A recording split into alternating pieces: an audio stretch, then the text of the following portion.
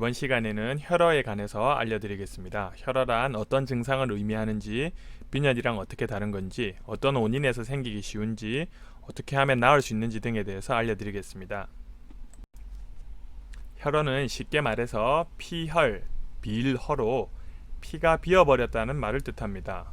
네이버에서 혈액을 검색해보면 한의학 사전에 혈액이 부족하다는 말, 혈이 허하거나 부족해서 생긴 병증이라고 나옵니다. 쉽게 말하면 혈액이 비어버린 것, 혈액이 모자라진 것으로 이해하시면 되겠습니다. 개인적으로는 혈어라는 개념을 음어라는 개념과 많이 닿아 있는 것으로 이해하는데, 여러 가지 원인에 의해서 꼭 혈액뿐만 아니라 우리 몸의 전반적인 물이 부족한 상태, 즉 타액이나 위액, 안구액, 소화액, 질윤환액, 땀 등이 모자란 상태로 이해하시면 되겠습니다. 혈어랑 빈혈은 완전히 다른 개념입니다. 혈액의 문제를 나타낸다는 점에서는 같지만 빈혈은 서양의학에서 기인한 개념, 혈어는 동양의학에서 기인한 개념으로 이해하시면 되는데요. 빈혈은 혈액 내에서도 적혈구 안에서도 헤모글로빈이라고 하는 혈색소를 검출해서 그 양을 살펴보는 건데요. 혈액 안에 얼마만큼의 헤모글로빈이 있는지를 확인하는 검사입니다. 쉽게 이야기하면 국에서 건더기가 얼마나 있는지를 검사해보는 개념이라고 보시면 되겠습니다. 즉 혈액의 질을 체크하는 검사라고 보시면 되는데요. 혈액의 질을 체크하는 검사라서 우리 몸에 혈액의 양이 충분한지 알아보는 개념은 아닙니다. 우리 몸의 혈액을 전부 다 꺼내서 확인할 수는 없어서 꼭 빈혈이 아니라도 우리 몸의 혈액이 모자랄 수 있습니다. 물론 질과 양은 동떨어져 있는 개념이 아니라서 혈액의 질이 좋지 못하면 양도 충분하지 못할 가능성이 높고, 양이 충분하지 못하면 질도 좋지 않을 가능성이 높습니다. 피가 하는 일을 살펴보면 혈액은 산소와 영양분을 짊어지고 우리 몸의 곳곳을 돌면서 세포에 산소와 영양소를 운반해주며 세포에서 생기는 독소와 노폐물을 운반해서 체외로 배출하는 역할을 합니다.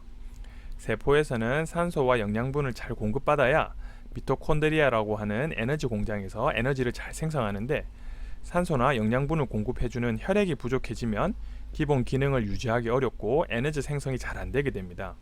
또한 찌꺼기나 노폐물들도 혈액을 통해서 밖으로 배출되어야 하는데, 혈액이 모자라다 보면 노폐물 배출이 잘 되지 않아서 각종 순환이 방해를 받고 질병이 유발되기 쉬운 환경에 놓이게 됩니다. 또한 혈액은 체온 유지를 합니다. 인간은 주위 환경과 상관없이 체온을 36.5도로 일정하게 유지를 하는데요. 혈액이 부족해지면 온도를 유지하는 기능이 약해져서 추위를 잘 타고 손발이 차가워지게 됩니다. 혈어라는 개념은 꼭 혈액의 개념보다는 혈액 말고도 침, 위액, 림프액, 소화액, 질액, 호르몬 등등의 개념을 포괄하는데요. 혈액이 모자랄 때 다음과 같은 증상들이 나타나기 쉽습니다.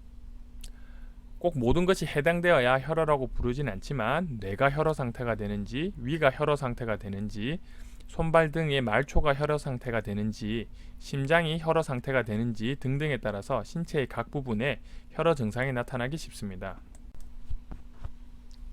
혈어 증상이 있으면 손발이 차기 쉽습니다. 혈액이 적으면 상대적으로 심장에서 제일 먼 곳인 손과 발로는 혈액이 충분히 공급되지 않고, 혈액이 충분히 있어야 온기를 전해주는데 그렇지 않으니 손과 발이 차갑기 쉽습니다. 또한 혈어가 있으면 어지러움이나 두통, 생리통이 심하기 쉽습니다.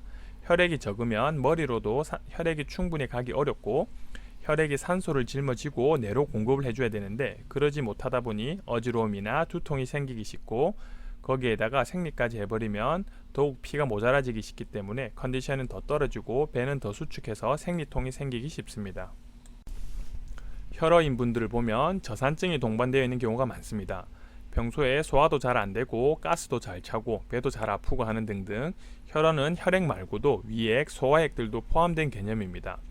혈어 상태가 되면 위액, 소화액들도 부족해지기 쉬운데요. 혈액이 적으면 위도 상대적으로 촉촉하지 않겠죠.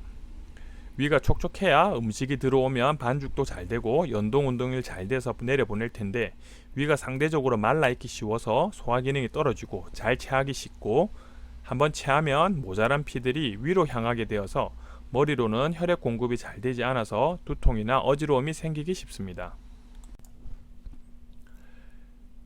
혈어 증상이 있으면 가슴이 두근거리기도 쉽습니다. 심장이 하는 일은 혈액을 여기저기 펌프질 해주는 것인데요. 혈액이 모자라다 보니 심장이 한 번 펌프질 할 때 원하는 만큼 피가 잘 나가기 힘드니 한 번 펌프질 할 걸 두 번, 세 번 해야 원하는 만큼 혈액이 나가기 쉬워서 심장이 두근두근 하는 느낌, 가슴이 답답한 느낌이 들기 쉽습니다. 특히 혈어가 심해지면 소화 이후에나 운동 후에도 심하게 가슴이 두근거리기 쉽습니다. 그리고 혈액이 적으면 근육으로도 혈액 공급이 원활하지 못하고 근육에 물이 많고 혈액이 충분해야 부드러워지는데 그러지 못하면 딱딱해져서 근육통이 유발해지기 쉽습니다. 특히나 어깨 통증이 많이 생기기 쉽습니다. 피곤이야 혈액만의 문제는 아니지만 혈액이 적으면 우리 몸의 구석구석 세포에게 산소 공급이 잘 되지 않습니다. 세포에서 산소 공급이 잘 되지 않으면 미토콘드리아라고 하는 세포 내 에너지 공장에서 에너지 생성이 잘 되지 않아서 피곤해지기 쉽습니다. 세포가 산소를 잘 공급받을 때 만들어지는 에너지량이 산소가 없는 상황에서 만들어지는 에너지량의 15배가 넘는데요. 그만큼 에너지 공장의 산소 공급은 중요한 요소이고 그런 산소를 공급해주는 혈액도 피로의 중요한 요소라고 할 수 있습니다. 혈액은 산소 공급도 하지만 갖가지 영양분 공급도 하고 있는데요. 손톱 발톱으로 혈액 공급이 잘 되지 않다 보니 손톱 발톱이 이쁘게 자라기 어렵고 머리카락으로도 영양분 공급이 약해지다 보니 머리카락이 윤기 있기 어렵고 푸석푸석해지기 쉽습니다. 혈액이 모자라는 증상은 왜 생기게 될까요? 쉽게 이야기하면 혈액이 잘 만들어지지 못하고 또 하나 혈액을 빠르게 소모하게 되면 혈어 증상이 생기기 쉽습니다. 혈액이 만드는 데 필요한 여러 조혈 영양소들이 있습니다. 철분, 단백질, 조혈 비타민 등등. 쉽게 말해서 이런 혈액을 만드는 원료 섭취를 게을리하면 즉 배만 부르고 영양분이 부족한 시기를 하다 보면 혈액 생성의 원료가 적어지다 보니 자연스럽게 혈액 생성이 부족해지기 쉽습니다. 특히나 요즘은 열량은 높지만 영양이 부족한 시기를 많이 하기 쉽습니다. 각종 가공식품들, 밀가루 음식들, 주스, 술, 커피 등등 칼로리는 분명 높지만 영양분은 턱없이 부족한, 즉 배만 부르게 하는 음식들을 많이 먹다 보니까 자연스레 몸에 필요한 영양분들이 고갈되게 됩니다. 또한 혈액을 만드는 영양소는 풍부하다고 해도 혈액을 만드는 장기인 골수, 간, 그리고 신장의 기능이 저하되면 원료를 충분히 공급해도 공장이 잘 안 돌아가서 혈액이 잘 생성되지 못하는 경우도 종종 있습니다. 또한 혈액이 충분해도 각박한 현대사회와 과도한 스트레스, 과로나 과업으로 인해서 혈액을 빨리 소모하게 되는 점도 혈어가 많아지는 한 원인이라 볼 수 있고 혈어라는 개념은 여성에게 많은 개념인데 여성들은 출산을 하기도 하고 매달 생리를 하기 때문에 상대적으로 혈액의 손실이 빈번하기 때문에 그로 인한 혈어가 많다고 보시면 되겠습니다. 혈어 치료를 어떻게 해야 할지 살펴보면 우선 혈액 생성에 필요한 영양소들을 충분히 복용하는 게 중요하겠습니다. 그래서 열량보다는 영양소에 집중해서 철분, 단백질, 비타민, 미네랄 등이 풍부한 식이를 하시면 좋고 효과를 빠르게 보고 싶은 경우나 혈어 증상이 심각한 경우에는 조혈 영양제 복용이 좋은 효과를 보기도 합니다. 홍삼이나 녹용같이 열을 보태는 약재는 되도록 멀리 하시는 게 좋겠고 커피도 이뇨작용과 탄닌 성분으로 인해서 각종 미네랄과 철분의 소실을 유발하기 쉬워서 최대한 멀리 하시는 게 좋겠습니다. 그리고 생활 습관에서도 혈액의 과소비를 막는 행동을 피하시는 게 좋고 충분한 휴식이 필수고 과로도 피하시는 게 좋겠습니다.